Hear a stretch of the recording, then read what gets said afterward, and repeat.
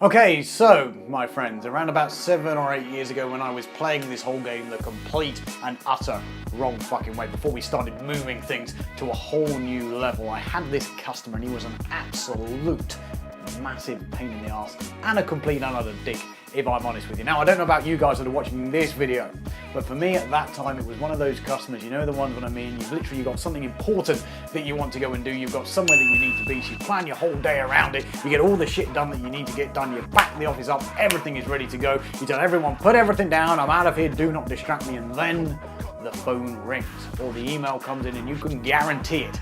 It is this one guy and it's something that needs doing right now, right away, cannot wait, he speaks to you like a dick and he expects it doing then. Worse still, the same thing happens in the evening. Of course, he doesn't communicate during the day. It always happens when you should be spending time with your family. The phone rings, you get that thing and you go, I know it's 7:30 in the evening, but I need this doing now. And it was like, oh my God, it was driving me absolutely nuts. Now, unfortunately, back then I wasn't in a position to sack this customer. That would be exactly what I do now. But anyway, I'm having this conversation with a mentor of mine at the time. And he's like, you're charging him wanker tax, right, Charlie? And I'm like, wanker, what? He said, wanker tax. And I was like, never heard of wanker tax before. Tell me about that. So he proceeded to tell me the art and science of wanker tax, and it basically goes like this, my friends. If you have one of these pain in the arse customers, you simply take the price that you would normally charge any nice customer and you double the price for this person.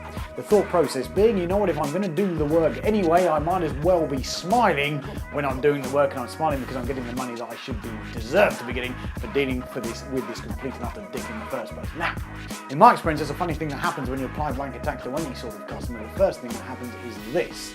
They actually just pay the thing, and like I said, when they pay the thing, even though you've added the wanker tax on there, you sort of feel, actually, I don't mind doing this work, I don't mind dealing with them because they are paying tooth and nail to have me do it, and I feel kind of happy about that. Now, the second thing that might happen is that they look at the thing and they go, you know what, there is not a chance in hell that I am paying you that money to do this thing, and they say, I'm going to go somewhere else, and at which point you go, fantastic, because I do not like dealing with you anyway, and that, my friends, is some true leverage. So right now, I want to have you consider the possibility that if you've got a customer that is a pain in the arse that you can't currently sack or you can't currently get rid of, I suggest that you start leveraging the art and science of wanker tax and adding that to their bill. In fact, if you've got a lead or prospect coming through the door and you have a conversation with them, you're like, I suspect that this guy's going to be a massive pain in the arse or a dick or something I don't want to deal with. You need to make sure that when you're putting that proposal or quote together, you add the good old wanker tax, double the price, and see what happens, because you will at least get paid for the time, the headache, and the massive pain in the arse that they are going to cause. So that, my friends, is your challenge today. Pain in the arse customers,